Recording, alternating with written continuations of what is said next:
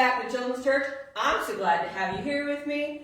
And we've been talking about where are you? And today's answer is facing a giant.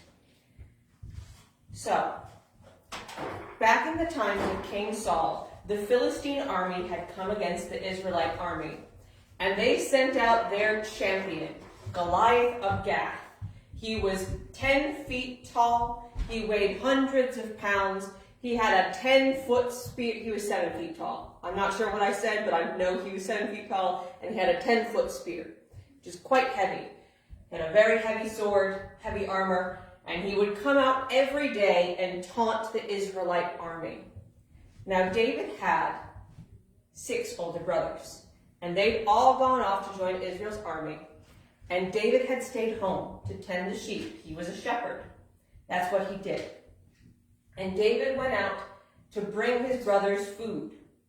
And he heard Goliath challenge the Israelite army. And everyone was so afraid of Goliath.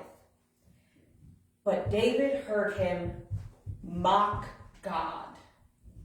And if you know anything about the man who would become King David, he was not going to allow that. So David stands up and says, I will fight him. Send me King Saul. And King Saul looks down at David, for Saul was head and shoulders above the rest. He was much taller and broader, and said, you'll die. And David said, but God is on my side. I am not afraid. And the king tries to give him his beautiful sword, his well-crafted armor, his helmet, his spear. And David says, no, none of that. David goes down to the water and he picks 5 smooth stones and he takes his sling with him. Now David is very skilled with his sling. He uses it to defend his sheep. He's used it to kill lions and anything else that came to steal the sheep from his flock. And David comes out, no armor, just in his plain shepherd clothes, with a sling and 5 stones.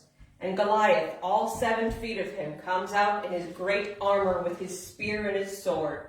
And he laughs, like he's been laughing at the people of God the entire time. And he says, what am I, a dog, that you come at me with sticks? You are nothing. And David says, I come in the name of the Lord my God. And David takes his sling and he loads it with one of the stones and he swings it around his head. 1, 2, 3, and lets it fly. And it hits Goliath right above the eye, and the giant topples. And David takes his own sword and finishes him off. The champion of the Philistines is defeated. Now, if the Philistines had done what they'd said, that would mean the Israelites won and everything's over. But the Philistines were liars anyway, so there was a fight. But do you think God was with them against one giant and wouldn't be with them against an army? No. It was an easy fight. And everyone renowned David after that. For 2 reasons. 1, yes, he had the courage to slay the giant. But number 2, he had the faith that God would stand with him no matter what the fight was.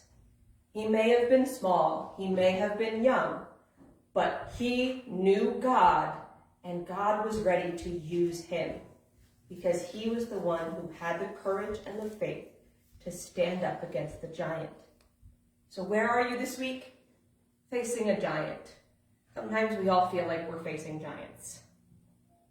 They're not literal ones, they're figurative ones. They're ones in our heart, ones in our mind, ones in the world. But God is with us, just like he was with David. Little guys can have big faith and big courage. Have a wonderful, wonderful week. I'll see you back next week.